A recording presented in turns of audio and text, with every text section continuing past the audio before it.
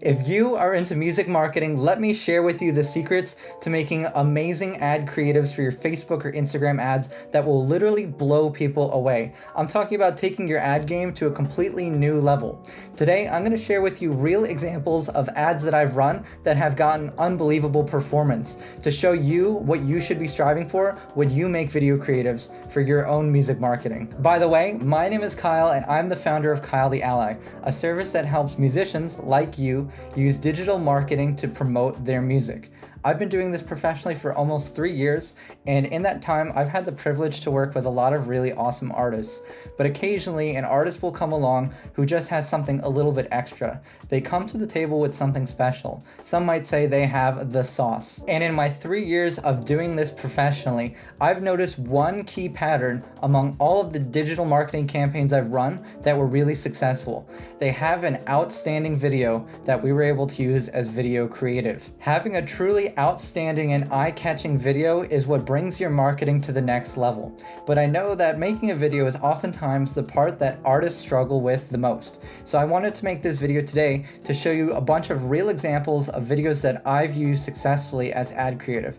These are some of the most successful videos that I've used as ads over my 3 years of doing this to give you an idea of what you should be working towards when you plan out your video. And I'll be showing you examples in all different genres and also examples that approach the process of making a video in a different way. And after showing you these examples, I'm going to reveal the common themes that I've observed over my years of doing this that make a video successful as a digital marketing creative. So make sure you watch until the end. Indie rock is a really hot genre right now. It seems like a lot of people are making music in this sphere. However, the flip side of that means there's a lot of competition and sometimes it's hard to stand out, especially when you're making digital ad creatives. Our first example comes from an indie rock band called The Beaches out of Toronto, Canada. To create the ad creative I used to promote their song Blame Brett, I pulled media from their own music video. It turns out music videos are the most common source of media that I use when I'm making ad creatives because a lot of artists already come to the table with a rock and music video that's ready to use out of the box. So here's the most successful ad that I created to promote their song Blame Brett. Done being the side girl, I'm done beating rock stars for non-only actors, tall boys in the rafters, I'll become an asshole. But you don't always have to use music videos. In fact, it seems like more and more today, the TikTok style of vertical video is taking over everything. Instagram, TikTok, YouTube, it's everywhere. And that's a good thing if you know how to play the game. I'm gonna show you another example, also from The Beaches, of a video that they made that I would describe as a TikTok style video, where it's a short form vertical video that we use as an ad for their following song called Me and Me.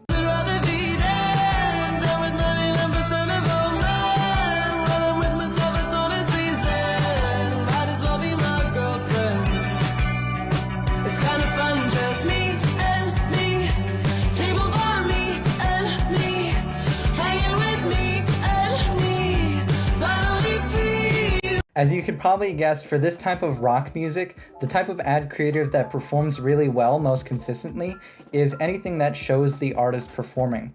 But that doesn't mean you always have to use that type of video content to promote this music.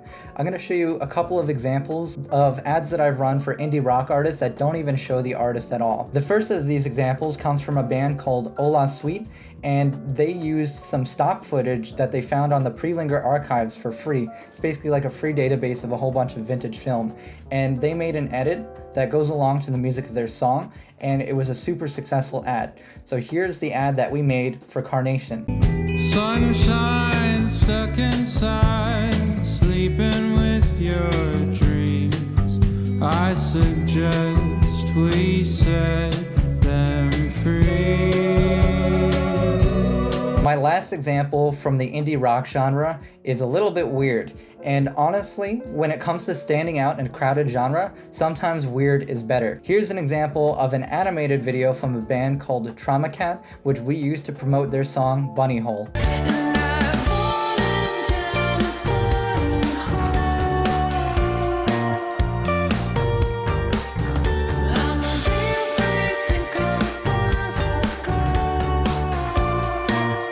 We just spent a bunch of time talking about indie rock, which is a super popular genre. But what if the music that you're making has a much smaller, more niche appeal? And I don't mean that as any sort of negative judgment or a dig on the music, by the way. Just think about the kind of music that you wouldn't expect to hear on a top 40 pop radio station. It turns out for these really niche genres, you have a lot of freedom in choosing what kind of visual you use as your ad creative.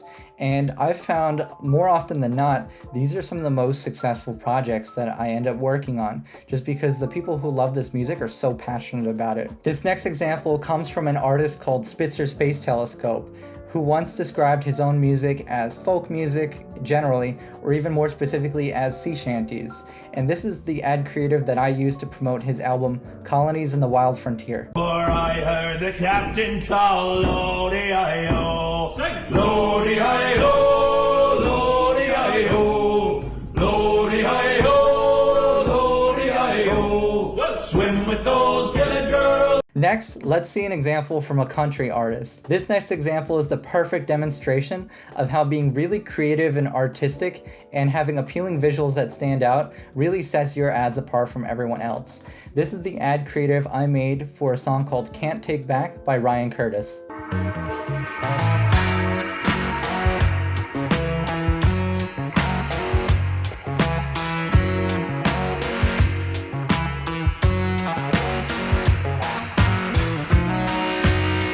I also want to show you a bunch of examples of what you could do with a really limited budget. Because let's face it, a lot of the independent artists, including myself, don't have the kind of budgets that some of these bigger artists might be able to spend on professional music videos. The next example I'm going to show you is from a metal band called Colormask, and the singer of this band told me that he basically just took a trip out to the woods with him and his bandmates and set up a camera on a tripod, and they made this music video all by themselves without any professional help, and it looks great and it has the performance to match. So here's the video that I made to promote their song called Silver Screech.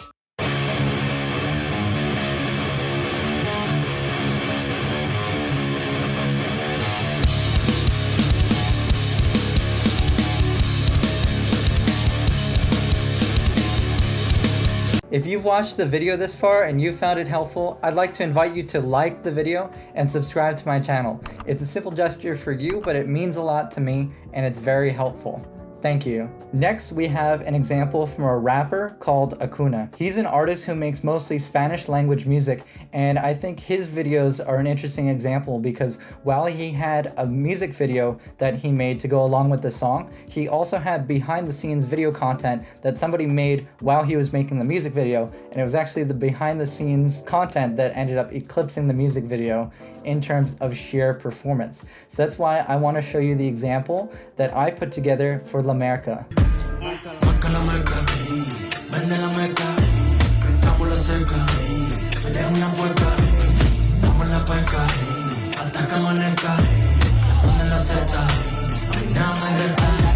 And of course, I'm also going to show you an example of video that I've used to promote my own music. So if you don't know already, I publish music under the artist name Lenseye. People have loosely described my music as pop punk, and if you know anything about the audience of that genre, they're notoriously hard to advertise to, just because the sheer nature of punk music is very anti-authoritarian and anti-corporate capitalism, whatever may have you. I spent exactly $0 making this music video. I'm not even kidding you. Basically what I did is I got a whole bunch of friends to join me to just help out for an afternoon. We chose a really cool venue near my house. It was basically just an abandoned factory that was nearby that we thought would make interesting scenery.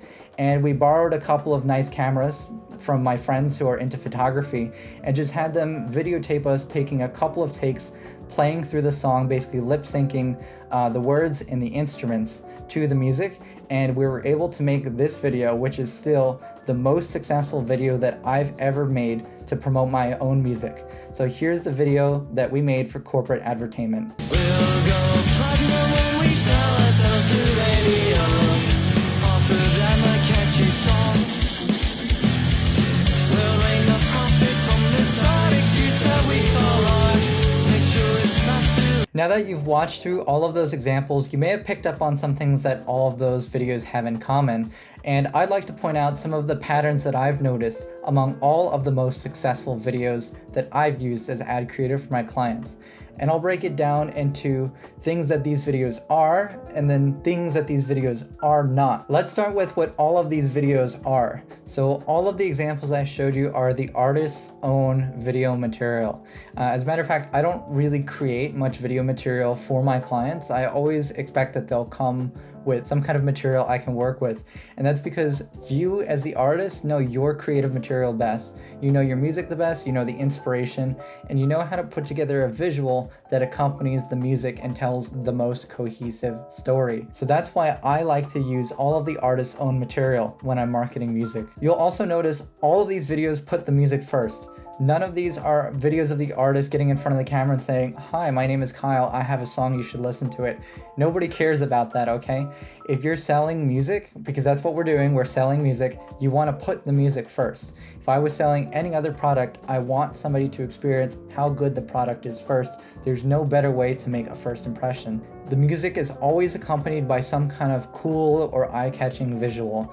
Whether we like it or not, in the 21st century, in the year 2023, the visual is the way we make the first impression. Somebody could be scrolling through Instagram and not even have their audio on. They're gonna see your video first, and it's all about having something cool and unique that will grab people's attention and retain their attention long enough to interest them into actually listening to the song. And that comes from the actual video that you put next to your song. A surprising trend is that I found more often than not the best performing clip comes from the intro of the song rather than something like the chorus. And a lot of times there's not even any vocals in the clip that I end up using that performs the best. I don't have a great explanation as for why that is, other than this is something I've seen that becomes true time and time again.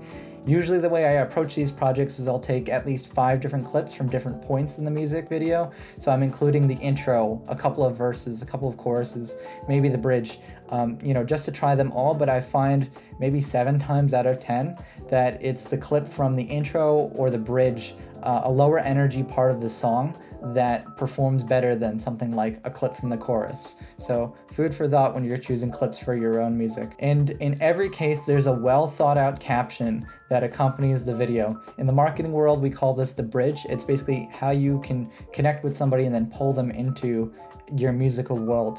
I'm gonna make a whole other video just talking about how to write good captions, because in my opinion and in my experience, this is the hardest part, is just writing one sentence to go along with your ad. So let's save that for another topic. Let's also talk about what these videos are not. So none of these videos obviously look like ads, as you may have noticed.